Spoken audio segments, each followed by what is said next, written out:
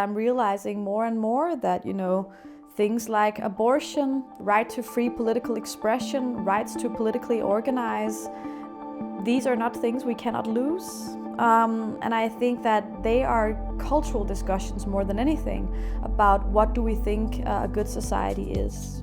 So my name is Holten and I am a cultural historian. I've been working with feminism and gender equality for many, many years in different spheres and almost all areas of life where gender is present, which means everywhere. But in the past couple of years, I've been working really intensely with feminist economics and the care economy. And I've published a book that's called Underskud in Danish and Deficit in English, which is now out in quite a lot of European languages. Japan is going to be the last one. Emma Holten, what's your perspective on why culture matters today? I think sometimes when we talk about culture, we have this idea that, we have politics and we have the economy and then we have culture. I don't see it like that. I see every single aspect of our lives are shaped by culture. So for example, obviously what I know most about is do we think men and women should be equal human beings? And if you look at that through history, how we've looked at that question has impacted absolutely every aspect of life. How do we organize education, art, society, food, work? All these things are affected by a very simple cultural question, which is, do you treat men and women the same when you meet them? Right now, we're certainly, for me, at a time where we're having some very intense discussions about what is the superior way of doing culture.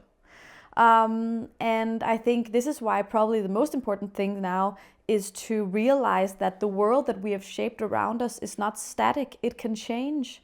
And I think sometimes people have an idea that, we used to be on this level and then we're moving up and up and up, getting smarter and smarter and smarter and freer and happier and happier. That's not true.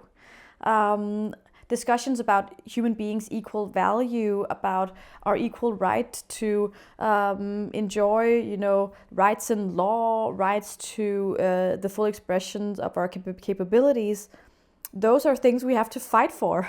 And if the culture changes, we will lose them. There is a tendency to think that as soon as progress has been achieved, people are like, oh, that was great, now we can move on to the next thing. And I think obviously it would be wonderful if life were like that and if political development was like that. But I think more and more people are realizing that it's really not. Sometimes there can be a sense of annoyance, if people bring up racism or sexism or stuff like that. There can be a sense, but we've had this discussion. But how political development or rights develop is much more like up and down, and then we'll get this big win, but then we'll have this pushback. So there's always a struggle and a discussion about how to organize society.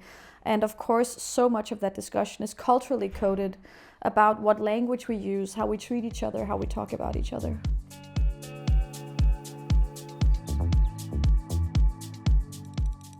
One of the things that really is very characteristic of our culture right now in Denmark is that we are very instrumentalized, which means that we try to see how can something or someone benefit me. That means, I can sit here and talk to you and think, oh, how can it benefit me to do this interview? Will it help me sell books? Will it help me book some talks or whatever? And of course, that is not in itself always harmful, but it is a very harmful way to lead your life because it makes you instrumentalize and objectify other people. And it gives you a sense that people only have value insofar as they can help you rise up or make money or, increase your connections, instead of thinking that things have value in and of themselves. What I observe in my book is that means that many of us have gotten an idea of the self, which is that I do not inherently have value as a human being. I must prove that I have value through money or people sexually desiring me or whatever. So we actually see ourselves almost as small businesses. So am I a successful business or am I a failing business? And a business and a human being are extremely fundamentally epistemologically different. We need completely different things. And I think many of us, including myself, and I think that's why I'm so interested in this, have kind of completely lost sight of what makes us happy.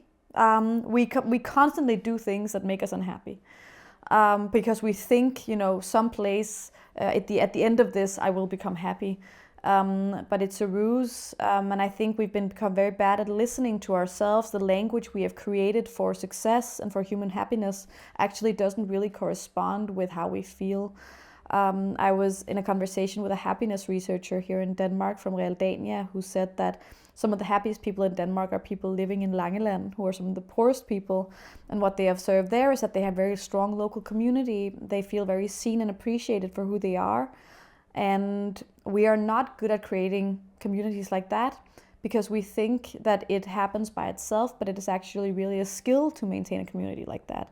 I think the buzzword is kind of, everybody wants to live in a village, but nobody wants to be a villager. So would you call the work you do cultural, deep work? Yeah, I think, my master's degree is in modern culture. And for me, it's the most important thing you can study, because it facilitates, it gives you the possibility to actually be a fish stepping out of the water and seeing the water. And I think that's the thing with culture, and I think you especially realize this when you're working with gender, that in every point in history, people have said it can't be anything, it can't be different. This is the ultimate expression of human nature or human biology, is this society we currently have. And I think we see this today as well, of course, that people will say, if we were to do gender like this, or if men were to be more with their children, for example, which is something that I work with a lot, is that I think that fathers are not given the full rights to be with their children to the same extent as mothers are in law. And when I say that, many people say, it is not natural. It is biologically impossible for men to be as interested in children as mothers are. Many, many people say this. And I think that shows, the power of culture, which is that anything we experience now is what people will say is the right thing. But then if we get something new, in 10 years, people will say, oh, it was always like this. So I think we all have a sense of conservatism with regards to culture, which makes it incredibly important that some of us, hopefully most of us, take that step outside and look at something and ask ourselves, actually, why are we doing it like this? Is there a good reason, or is it just tradition? I never considered working in care work myself. That's a part of my life that I've wondered a lot about, like why did I end up going to university, for example? I ended up really liking it, but there are so many other things I could have done, but I didn't really question it. That was just what I was supposed to do. And I think that certainly is cultural